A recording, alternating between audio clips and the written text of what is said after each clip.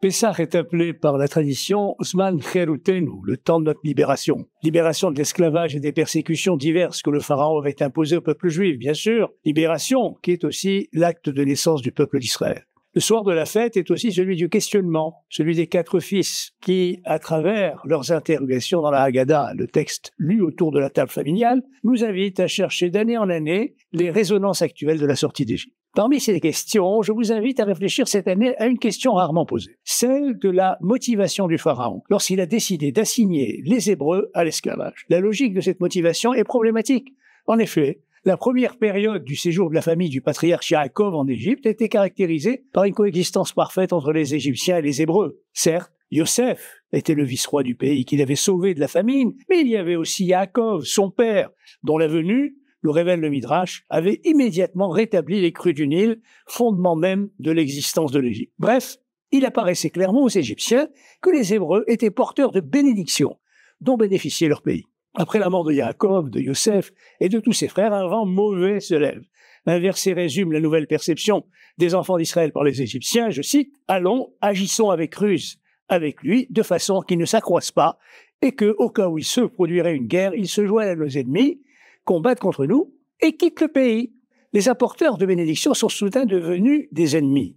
Leur présence est ressentie comme menaçante. C'est surprenant. Mais ce n'est pas le plus étrange. La déclaration du pharaon suit un cours logique jusqu'aux 3 derniers mots. Ve'alu min haaretz. Il quittera le pays. Le pharaon voit les Hébreux comme des ennemis potentiels, une 5e colonne en quelque sorte, mais il craint qu'ils ne quittent le pays à l'occasion d'une guerre. Le départ des Hébreux devrait pourtant le réjouir. Ces propos ne sont pas compréhensibles. Le Midrash et le Zohar nous permettent d'élucider en profondeur la motivation de Pharaon. Alors, le Midrash d'abord. Dans le traité Sota, il faudrait comprendre l'expression « ve'alinu min haaretz », c'est-à-dire les Égyptiens craignaient d'être chassés de leur pays par les Hébreux, mais le pharaon aurait employé un euphémisme parce qu'il ne voulait pas, par superstition en quelque sorte, prononcer les mots évoquant l'horrible perspective. Le Midrash, pris tel quel, ne nous éclaire pas beaucoup. En effet, le comportement effectif du pharaon est conforme au sens littéral. Il a tout fait pour que les Hébreux ne quittent pas l'Égypte. Notre Midrash est difficile à comprendre, mais il nous met sur la bonne piste. Comment expliquer l'attitude contradictoire du pharaon, à la fois hostile aux enfants d'Israël et s'obstinant à empêcher leur départ de l'Égypte? De quelle ruse parle-t-il alors que son comportement n'est apparemment caractérisé que par la brutalité? Les enfants d'Israël apportèrent en Égypte non seulement la bénédiction matérielle, comme je l'ai dit, mais aussi une influence spirituelle positive, une élévation morale, un esprit de sainteté. Les principes spirituels des patriarches allaient de pair avec la bénédiction matérielle. Mais cet apport des enfants d'Israël avait comme conséquence une certaine influence sur la société égyptienne. Yosef a été non seulement un gouvernant puissant, mais aussi un mentor spirituel pour le pharaon, dont il était l'adjoint. De plus, Yosef, nous enseigne la tradition midrashique, avait converti de nombreux Égyptiens. La venue de Yaakov et sa famille avait accru cette influence, qui est ressentie par le nouveau pharaon, qui n'avait pas connu Yosef, comme une menace pour la culture de l'Égypte polythéiste, et en particulier pour sa classe sacerdotale et ses dignitaires. Et c'est à cela que fait allusion notre Midrash. La question que se pose alors le pharaon, une question qui demande en effet, comme il dit dans le verset cité de la ruse, comment continuer à profiter de la bénédiction apportée par les Hébreux, tout en faisant cesser leur influence spirituelle sur la société égyptienne? La réponse, dont on peut maintenant comprendre la logique, est empêchons les Hébreux de quitter le pays, mais annihilons leur influence en les réduisant en esclavage. Ainsi, nous continuerons à profiter de la bénédiction que leur présence apporte, sans avoir à accepter leurs principes philosophiques et spirituels. La logique a priori surprenante de Pharaon s'avère in fine caractérisée par une subtile et perverse rationalité. Alors venons-en maintenant à l'éclairage que nous apporte le Zohar. La ruse de Pharaon n'est pas propre à sa personnalité.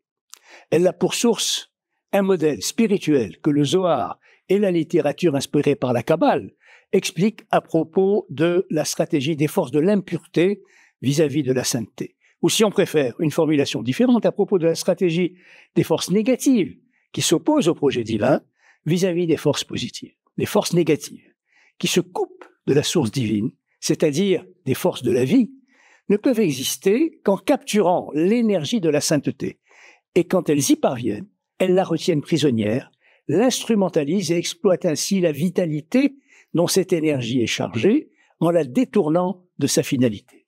Cette vitalité, c'est proprement la bénédiction dont la descendance d'Abraham, Yitzhak et Yaakov est le vecteur. L'asservissement physique des Hébreux par le Pharaon était l'aspect visible, historique, d'une guerre spirituelle qui a commencé à l'origine de la création. Le Zohar appelle les forces négatives klipa.